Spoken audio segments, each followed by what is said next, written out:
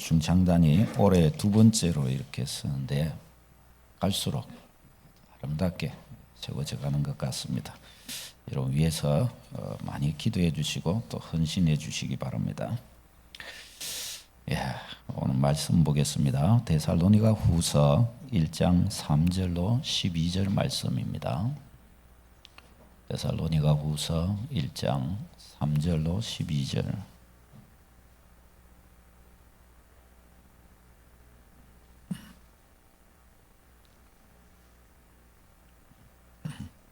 교독하시겠습니다. 형제들아, 우리가 너희를 위하여 항상 하나님께 감사할지니 이것이 당연함은 너희의 믿음이 더욱 자라고 너희가 다 각기 서로 사랑함이 풍성함이니.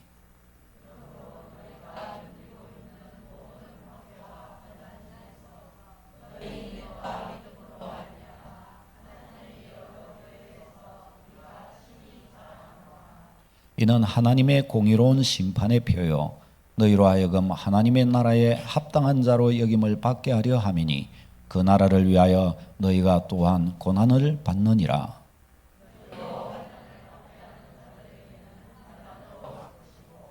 환난을 받는 너희에게는 우리와 함께 안식으로 갚으시는 것이 하나님의 공의시니 주 예수께서 자기의 능력의 천사들과 함께 하늘로부터 불꽃 가운데에 나타나실 때에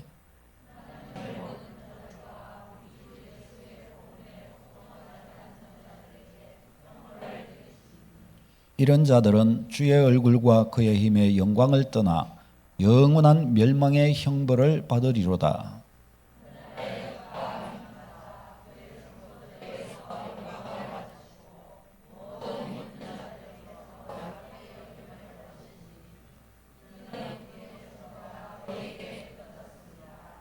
이러므로 우리도 항상 너희를 위하여 기도함은 우리 하나님이 너희를 그 부르심에 합당한 자로 여기시고 모든 선을 기뻐함과 믿음의 역사를 능력으로 이루게 하시고 우리의 하나님과 주 예수 그리스도의 은혜대로 우리 주 예수의 이름이 너희 가운데에서 영광을 받으시고 너희도 그 안에서 영광을 받게 하려 함이라. 아멘. 현실의 어려움을 보게 되게 하라. 또 믿음 때문에 고난당할 때 우리가 그런 속에서 기억해야 될 것이 뭔가 살펴보도록 하겠습니다. 우리가 데살로니가 말씀을 이제 다음 주에 우리가 시험을 퀴즈 대회로 시험을 치죠. 그래서 이제 오늘 하고 다음 주 오전 면에서 이렇게 하면은 데살로니가서 전체를 한번 보는 것이 될 것입니다. 이 데살로니가 후서 말씀의 기록 장소가 고린도입니다. 데살로니가 전서도 고린도죠. 고린도. 데살로니가 후서의 기록 목적도 데살로니가 전서와 좀 비슷합니다. 데살로니가 교회가 가지고 있는 문제가 있죠. 그러니까 지상의 교회는 항상 문제가 있습니다. 무엇이든지. 그러나 그 문제가 뭐 없으면 제일 좋죠. 그러나 또 비단 그 문제가 나쁜 것만은 아닙니다. 우리가 죄악 세상에 살고 있기 때문에 이와 같은 문제들을 통해서 자라가고 또 이런 문제들을 통해서 우리의 약함을 보게 되고 또 이런 문제를 통해서 또 어떻게 해요? 우리가 하나님을 더 의뢰할 수 있는 그런 기회가 되는 것입니다. 데살로니가 교회는 초신자 교회입니다. 초신자 교회. 그래서 이 교회 가운데에 처음 복음이 전해지면서부터 유대인들의 박해가 있었습니다. 그래서 데살로니가 전서에서도 1장에서 박해로 인한 저들이 박해로 인해서 시험에 들지는 않을까, 믿음에서 떨어지지는 않을까, 바울 사도가 참 노심초사했지만 그러나 어때요? 믿음 안에서 저들이 견실하게 서간 것을 두고 데살로니가전서 1장에서 얼마나 칭찬을 했습니까? 그런데 이제 시간이 조금 더 지나고 많이 지나지는 않고 조금 더 지났을 때 계속해서 데살로니가 교회를 향한 저 유대인들의 박해는 더 심해지는 거예요. 끝나지 않고.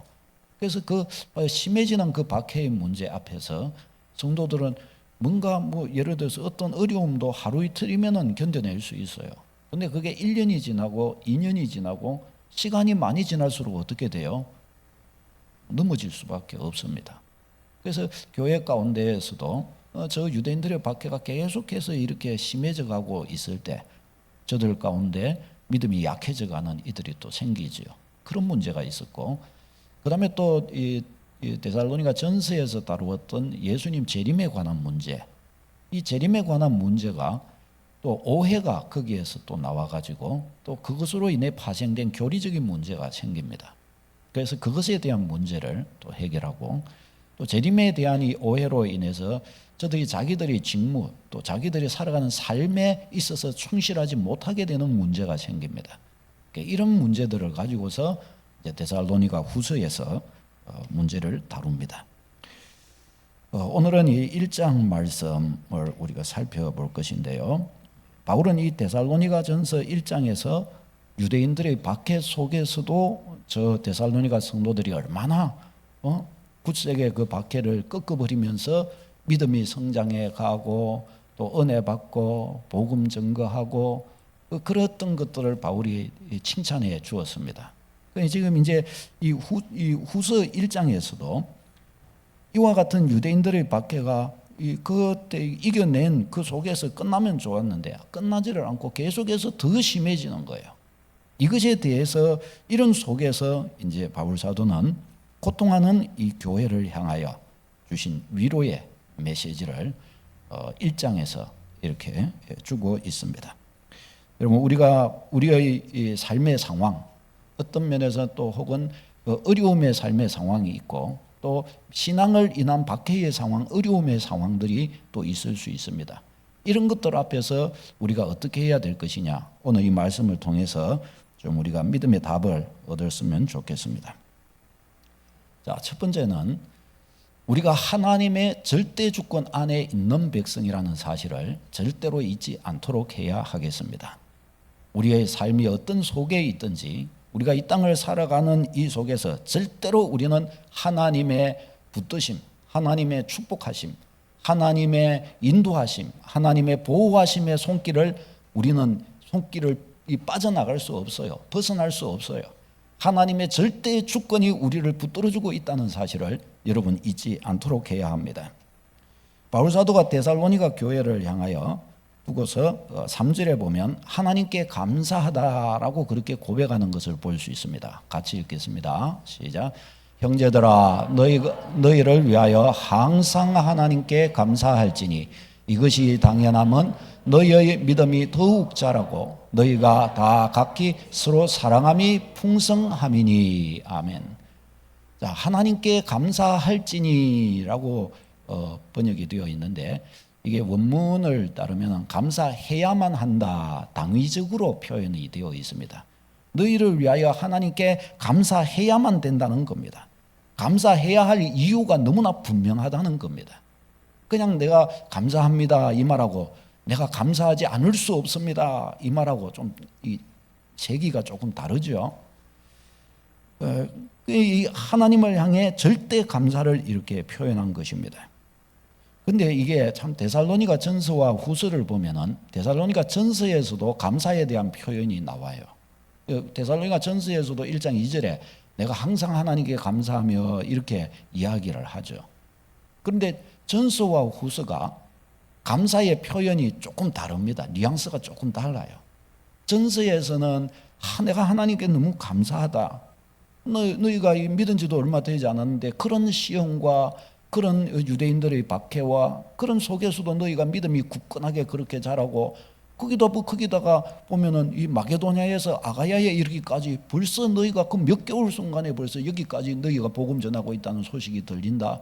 얼마나 감사한지 모른다. 하나님께 감사하다 하고 이렇게 이야기를 했단 말이죠.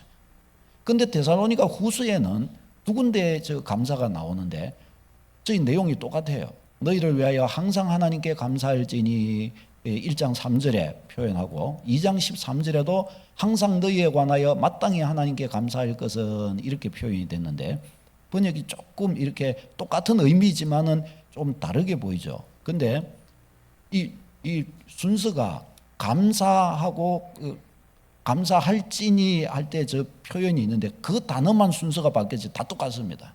단어는 다 똑같아요. 그러니까 의미가 똑같은 거예요. 하나님께 감사할지니 밑에 감사할 것은 똑같이 감사해야만 한다, 그 의미입니다. 왜 위에서는 데살로니가 전서에서는 감사하다 그렇게 이야기를 하고 또 데살로니가 후서에서는 감사해야만 한다, 감사해야 될 이유가 있다. 왜 그렇게 바울 사도가 이야기를 조금 뉘앙스가 다르게 그렇게 이야기를 하는 것일까요? 그 이유는 우리가 데살로니가 전서 1장을 좀 깊이 좀 묵상해 보면은 나옵니다. 데살로니가 전서 1장에서 보면은 바울 사도가 데살로니가 성도를 향하여 상당히 굉장히 칭찬을 합니다. 너희가 하나님 앞에서 믿음의 역사와 사랑의 수고와 소망의 인내를 인함이니 하면서 그렇게 믿음 가운데 잘 써가고 있다. 또 너희에게 말로만 증거되지 아니하고 이 행함과 이 성령의 놀라운 확신으로서 너희에게 전해졌다. 그리고 너희에게서부터 다른 마게도냐 전체의 복음이 전거될 뿐만 아니라 아가야에까지 들리고 있다 하면서 막 아주 저들이 믿은 지 그렇게 1년이 되지도 않는 그런 상황인데 마게도냐에 다 전 마게도냐에 전가고 아가야에까지 그렇게 다 전해졌겠습니까? 아니 전해졌을 수도 있지만은 선교사가 한두 명 파송되는 것도 그 정도 기간이면 어렵잖아요. 그럼에도 불구하고 바울 사도가 그렇게 아주 극진히 칭찬을 하는 거예요. 왜요? 그 박해 속에서 저들이 어떻게 될까? 저들을 돌아볼 수 있는 사역자들도 다 빠져나오고 없고 저들끼리 어떻게 저걸 갖다가 서갈 수 있냐 염려했는데 이렇게 선임 너무너무 감사해서 그런 거예요. 근데 이제 이와 같이 칭찬을 하니까 데살로니가 성도들은 어떻겠어요? 참 감사하고 좋지요. 근데 좋은 중에서도 너무 센 칭찬을 받으면 어떤 마음이 들어요? 칭찬을 너무 세게 받으면 저는 사실 제가 요만큼인데 요만큼 칭찬받으면 딱 맞는데 요만큼 칭찬을 해주는 거예요. 그러니까 어떻게 해요? 소위 말해서 송구한 마음이 드는 거예요. 아이고 우리가 이 정도까지는 아닌데 너무 세게 칭찬해 주시네요. 당연히 예수 믿는 사람이면 그 정도밖에 다 이기고 그러는 거고 예수 믿고 내 감사해서 내가 너무 좋아서 예수님 전한 건데 이게 뭐라고 그렇게 내가 이렇게 칭찬받을 일이 됩니까? 그렇게 되잖아요. 이 데살로니가 성도들에게도 마찬가지입니다. 너무 극진한 칭찬을 받는 거예요. 내 신앙 그렇게 좋은 거 그만큼 좋지는 않은데 좋기는 좋아도 그만큼까지 좋지는 않은데 너무 좋다고 이렇게 칭찬을 해주는 거예요. 그러니까 우리가 그 정도까지는 아닙니다 하고 이와 같이 이야기했던 것 같습니다. 그러니까 이제 이 데살로니가 후서를 통해서 다시금 바울 사도가 이야기를 하는 겁니다. 그냥 이 감사 정도가 아니다. 왜 내가 하나님께 감사할 이유가 없겠느냐? 감사해야만 할 이유가 나한테는 너무나 분명하다. 그래서 이제 후서에서는 그렇게 이야기를 한 것입니다. 그와 같이 칭찬받을 정도 없는 것이 아니라 칭찬받을 이유가 너무나 분명하고 확실하다.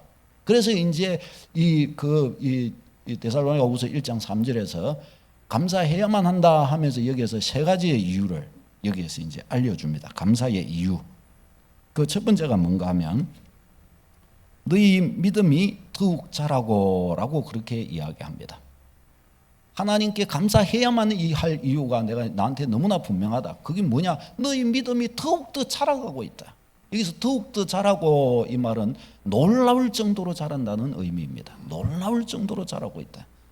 그러니까 일반 상황이 좋은 상황 속에서도 믿음이 자라는 것은 너무 감사한 일이잖아요.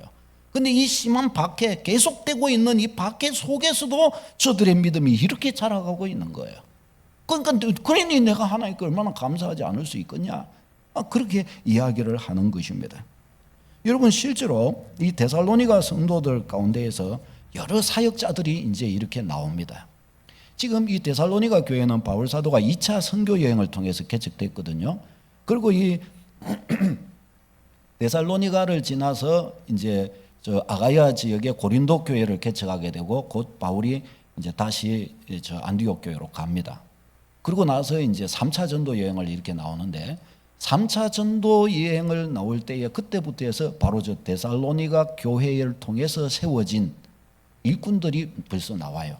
거기에서 나와서 3차 전도 여행에 바울 사도의 조력자가 됩니다. 사도행전 20장 4절 읽겠습니다. 시작. 아시아까지 함께 가는 자는 베레아 사람 브로의 아들 소바도와 데살로니가 사람 아리스다고와 세군도와 아멘. 세군도와 저기에 데살로니가 사람 아리스다고와 세군도가 나오죠. 이 데살로니가 성도인 거예요. 데살로니가 성도. 얼마 전에 그 개척된 그 교회에서 벌써 지금 이게 이 3차 전도 여행이거든요. 사도행전 20장 보면은. 그러면 3차 전도 여행에서 에베소에 전도하다가 거기에서 핍박을 받아가지고 헬라로 도망갔는데 거기에서도 유대인들이 쫓아와고 또 핍박해요. 그래서 이제 저기서 또 다시 또 도망이 갈 수밖에 없는데, 근데 거기에서 바울 사도를 곁에서 돕는 이들이 누구냐? 베레아 교회, 데살로니가 교회, 저게 마게도냐 교회 일꾼들인 거예요. 저들이 바울을 옆에서 수종든 것을 볼 수가 있습니다. 그리고 얼마나 이게 마음이 뿌듯해요. 응? 저들이 벌써 자라가지고 이렇게 섬기고 있단 말이죠.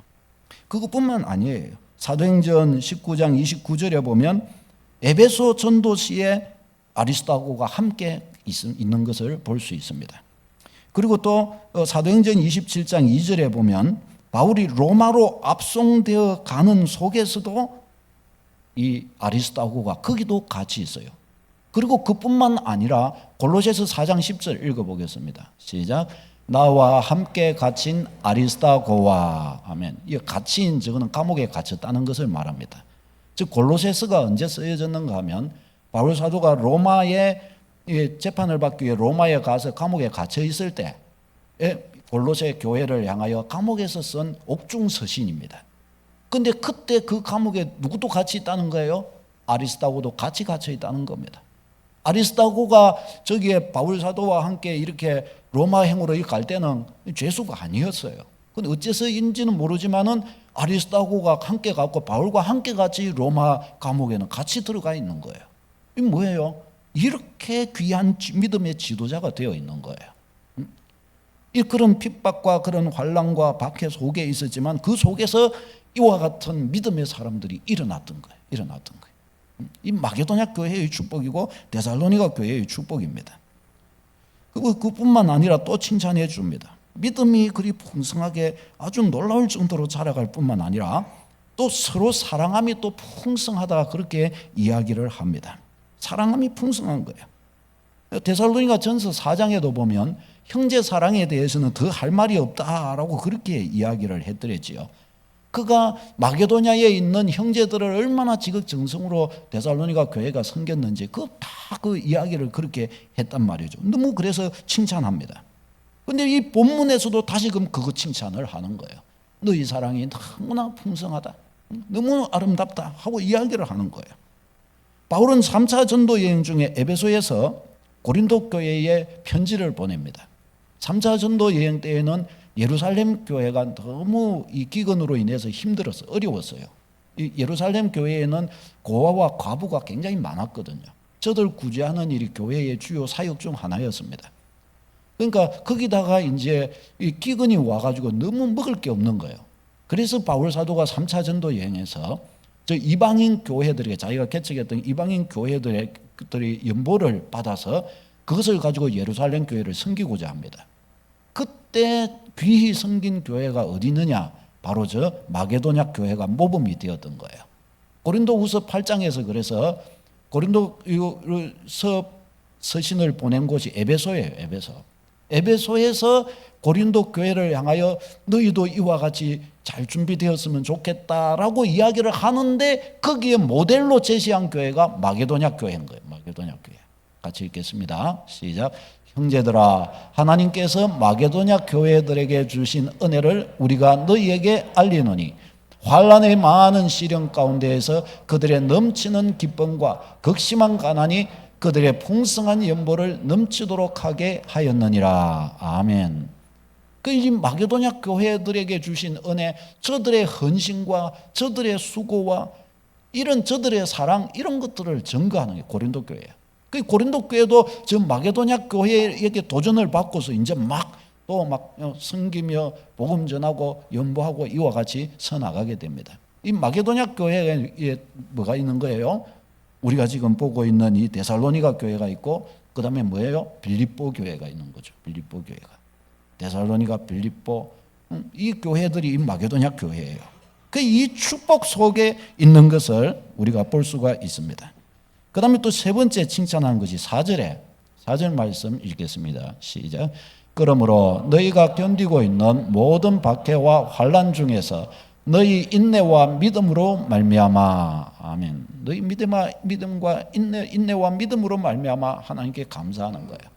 환난과 박해 속에서도 믿음으로서 가는 것, 인내와 믿음으로, 소망의 인내와 믿음으로 저들이 서가고 있다는 거예요. 이것에 대한 귀한 깊은 감사를 하나님께 이렇게 올려드리고 있습니다.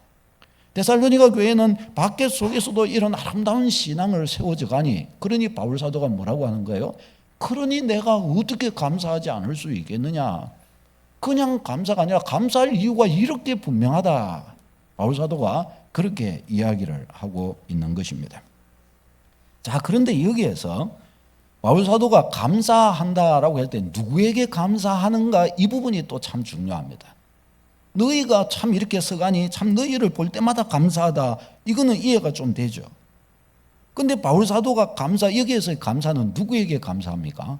하나님께 감사한다, 감사해야만 한다라고 그렇게 하나님께의 감사로 그와 같이 선언하는 것을 볼 수 있습니다.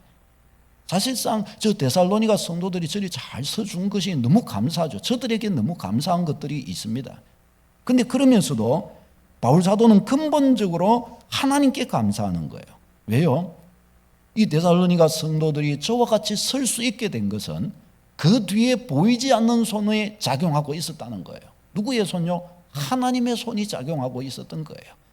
데살로니가 성도들은 잘 알지 못하지만 하나님의 때가 찬 경륜과 하나님의 은혜로 데살로니가의 복음이 바울을 통해서 전해지게 하시고, 저들의 바울은 이 상황상 떠나고 없지만은 그러나 하나님의 영이 저들을 붙드시고 보호해 주셨던 것입니다.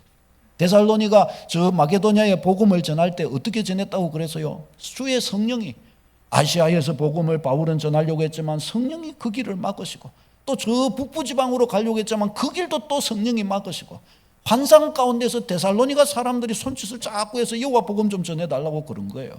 그래서 주의 인도하심인 줄 알고 데살로니가로 와서 데살로니가 교회가 개척이 된 것이란 말이죠. 그러니까 하나님의 은혜로 되는 거예요. 하나님의 은혜. 그러니까 이 모든 것들이 하나님의 은혜요, 하나님의 손길이신 것이에요. 여러분, 그렇기에 바울 사도가 누구를 주시하는 거예요? 하나님을 주시하며 이렇게 인도해 주신 하나님 감사드립니다, 그런 겁니다. 사랑하는 여러분, 우리가요 여기에서 중요한 것을 하나 얻어야 합니다. 그게 뭔가 하면, 우리 인생 위에, 우리는 눈으로 보는 것으로 이렇게 살잖아요. 그런데 우리 인생 위에 실제적으로 우리를 다스리는 분이 계시다는 사실을 알아야 합니다. 그분이 누구냐? 전지전능하신 하나님, 우리가 믿는 삼위 하나님인 것을 믿습니다. 우리 위에서 하나님이 절대적 주권을 가지고서 우리의 삶을 다스리고 계시는 겁니다. 예를 들어서 만일에 바울 사도가 하나님을 염두에 두지 않고 있다 하면 어떻게 될까요? 내가 이 마게도냐에 올 때 내가 얼마나 수고하면서 왔는지 아나? 너희들, 내가 아시아로 가려고 하다가 아시아를 놔두고 내가 너희한테로 내가 이리 온 거야. 왜? 너희한테 내가 복음 전해주려고 온 거야. 내가 저 북쪽으로 가려고 하다가 북쪽으로 안 가고 내가 왜 이리로 왔는 줄 알아? 내가 너희를 생각해서 이렇게 온 거야. 얼마나 이어 와서 고생하고 감옥에 들어가고 채찍에 맞고 그랬는 줄 아냐? 하면서 그렇게 이야기할 가능성이 많죠. 그러나 뭐예요? 그게 아니에요. 하나님께서, 나의 하나님께서, 나의 의도 위에 계신 하나님께서 나의 걸음을 인도하여 여기까지 이르게 하셨느니라 그러는 거예요. 또 한번 생각해 보십시다. 바울 사도가 마게도냐 이 지역으로 와서 데살로니가에서 복음을 전했는데 아무도 안 믿었다고 해 보십시다. 그러면 낙심할까요? 낙심하지 않을까요? 낙심이 될 수 있겠죠. 그렇죠. 그러나 바울은 낙심 안 합니다. 왜요? 왜 그럴까요? 누가 주인이기 때문에, 하나님이 주인이시기 때문에. 농사를 지을 때 농사를 지었던 이 열매가 많이 소출이 많이 나면 누가 좋아할까요? 주인이 제일 좋아할까요? 일하는 일꾼이 좋아할까요? 물론 일꾼도 그 일삭을 받아야 되기 때문에 결실이 없는 데서 일삭 받으면 미안한 마음이 있지요. 그러나 진짜 좋은 것은 누가 좋은 거예요? 주인이 좋은 거예요. 주인이 좋은 거예요. 결실이 안 나와도 누가 힘든 거예요? 주인이 힘든 거예요. 일꾼은 그날 시간 때우고 그날 월급 받아가면 되는 겁니다. 그렇잖아요. 물론 미안한 마음이 좀 있겠죠. 그러나 주인의 마음과는 다르단 말이죠. 그러니까 우리도 마찬가지입니다. 우리의 삶의 주인이 누굽니까? 우리 삶의 주인이 누구십니까? 확실합니까? 삶의 주인이 하나님이시죠. 삶의 주인이 하나님이신 거 확실합니까? 예. 삶의 주인이 하나님이십니다. 내 삶의 주인이 하나님이시라고 한다면 내 인생이 열매를 잘 못 맺고 있다. 내가 슬퍼해야 합니까? 누가 슬퍼해야 됩니까? 내 인생인데요. 아닙니다. 하나님의 인생입니다. 그렇죠. 바로 이 사실을 우리는 각인해야 됩니다. 그 눈을 가지고 우리 성도는 볼 줄 알아야 합니다.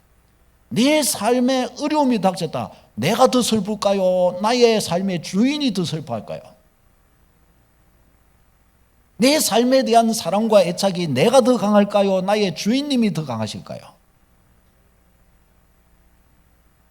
갈수록 소리가 작아지는 것이 이걸 저걸 믿어야 될까 말아야 될까 고민이 드시는 겁니까? 저는 이걸 제 삶에 적용하면서 너무나 행복한 거 있죠.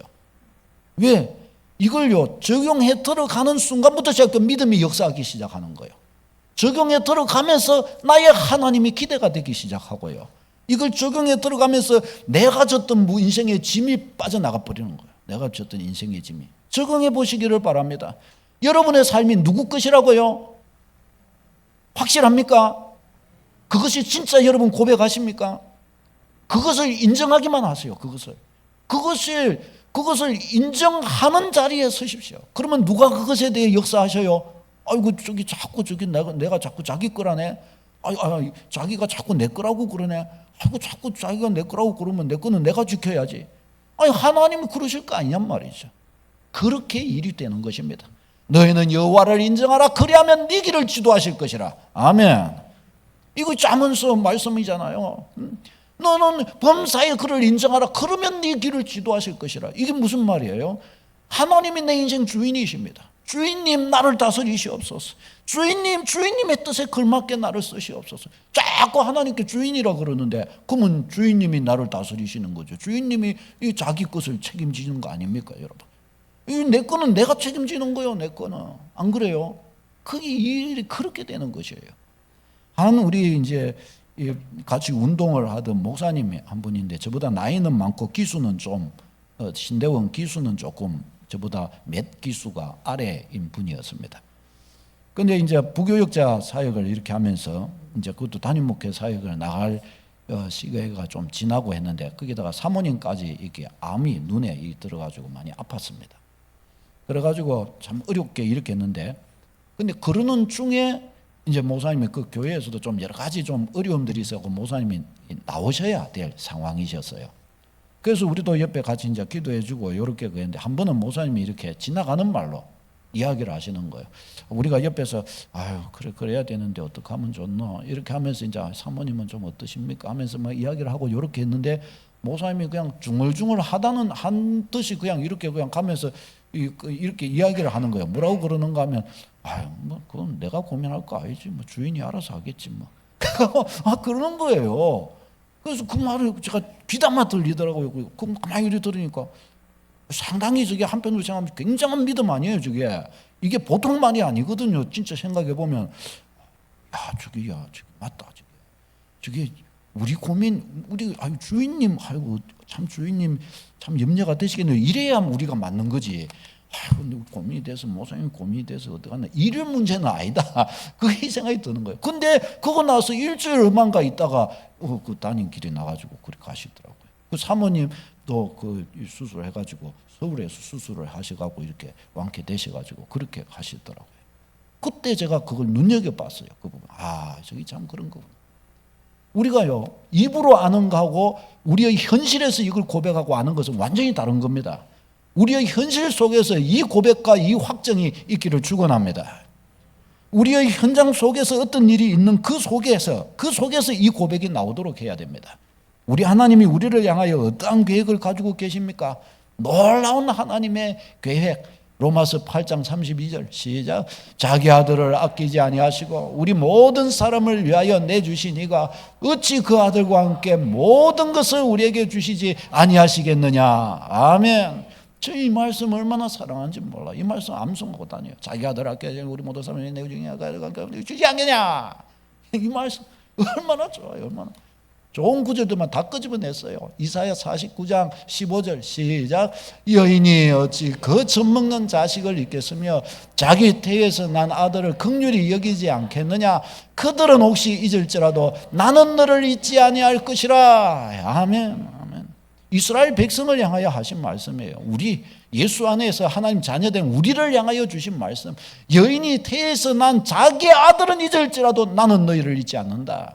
그렇죠? 사람의 사랑이 큽니까? 하나님의 사랑이 큽니까? 하나님의 사랑이 큰 거죠. 하나님의 사랑이. 바로 그 말씀 하시는 거예요.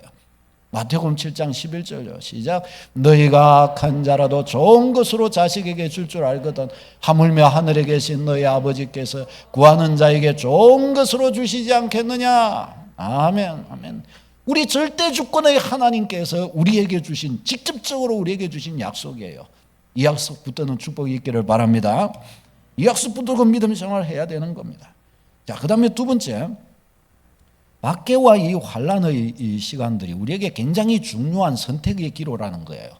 이 박해와 환난은 내가 천국 백성임을 확인시켜주는 증거가 앞으로 될 것입니다. 내가 천국 백성이면 하나님 백성이요 하나님 나라 가는 백성이라는 사실을 구별시켜주는 증거가 된다는 겁니다. 그 왜 그러냐? 한번 보십시다.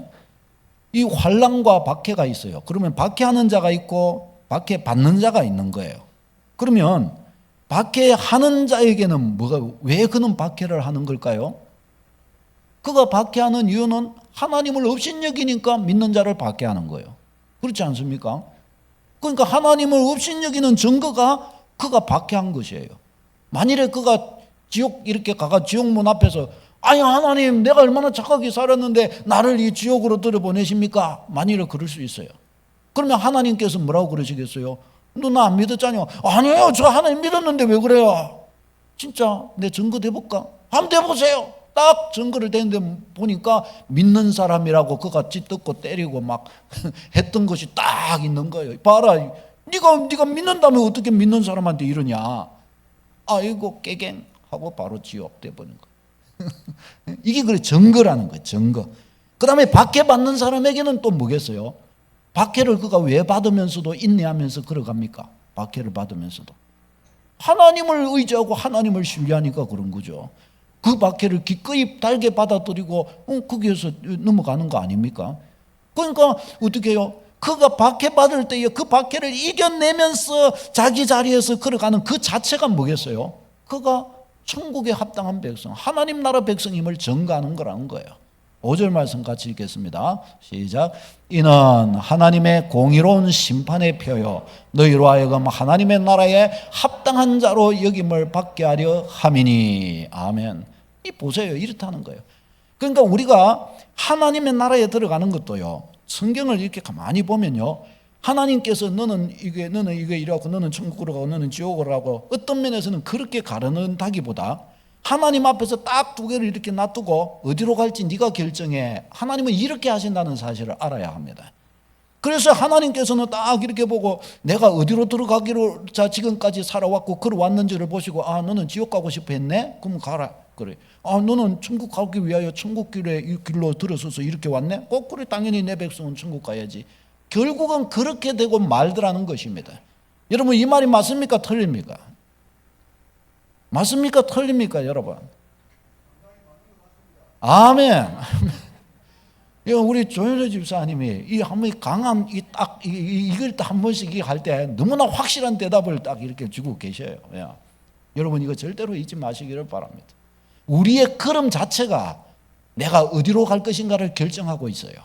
내가 어디로 갈 것인가를 그것이 보여주고 있습니다.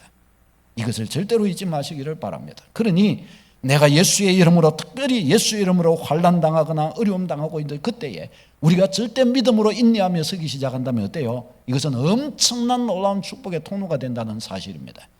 환난 당할 때에, 성도가 믿음 때문에 고난 당할 때에 기억해야 될 게 뭐예요? 이것도 다 하나님이 아신다. 하나님의 절대 주권 속에 있는 거 아니냐? 이것은 내 문제가 아니라 하나님의 문제다. 딱 그 이야기를 우리가 선포해야 되는 거예요. 그리고 바로 이것을 통해 나는 내가 하나님의 백성임을 확인할 것이다. 얼마나 좋습니까? 여러분, 우리가 주님을 섬겨 봉사할 때에도요, 어려움이 찾아오고 문제가 찾아올 때 그 순간이 진짜 축복의 순간이에요. 그 순간에 그때 나의 하나님을 향한 나의 이 성경과 나의 신앙의 순전함 여부가 거기에서 결판 나는 겁니다. 거기에서. 어떻게 해요? 사람을 보고 섬겼다면 그리 하다가 사람 때문에 어려움이 다가오거나 이러면 열받아가지고 거기서 그냥 돌아서는 거예요. 일을 사람이 이렇게 해 가다가 하나님이 이유가 아닌 다른 어떤 것이 이유가 되기 시작하면 어떻게 해요? 거기에서 실망하거나 실족하거나 자빠지는 거예요. 그러나 하나님, 오직 하나님이 이유시면 어떻게 해요? 그런 뭐 환경, 잘 되는 것, 못 되는 것, 뭐 일을 잘하는 것, 못하는 것 크게 상관없습니다. 왜요? 나야 하나님이 나를 받으신 거고, 내가 내 능력 가지고 내 하나님 섬긴다는데, 내게 주신 능력이 이거만큼이면 나는 이거만큼 가지고 섬기는 것이고, 요거만큼이면 요거만큼 가지고 섬기는 거예요.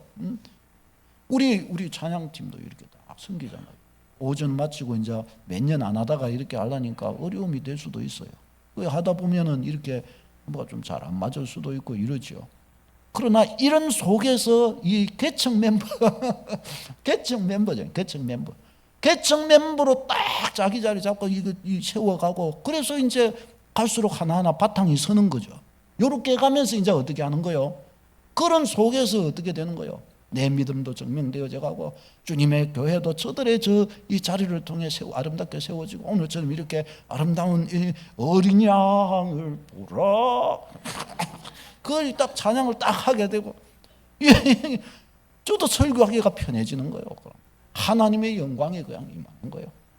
이와 같이 되는 거예요. 그러나 다른 이유들이 생기면 어떻게 해요? 자꾸 그게 그 자리가 자꾸 약해져 버리고 마는 거예요. 그건 다 뭐예요? 사실은 다른 이유들 다 되고 이렇게 되지만 사실은 무슨 문제예요? 나의 하나님께 내가 나의 하나님을 향하여 그 이유만 가지고, 다른 이유가 아닌 그 이유로 내가 있는가, 여기에서 문제가 생기는 거예요. 사랑하는 여러분, 우리가 우리의 그 모든 자리에서 참 이 어려움이 있으면 그때는 오히려 더 내 믿음을 검증하고 내 믿음을 더 정결하게 주 앞에 순화시키는 바로 그 장이 되도록 하리라. 딱 해서 굳게 서는 여러분 되시기를 축원합니다. 기도하겠습니다. 하늘의 하나님이여, 존귀와 영광을 받으시옵소서. 우리에게 이다지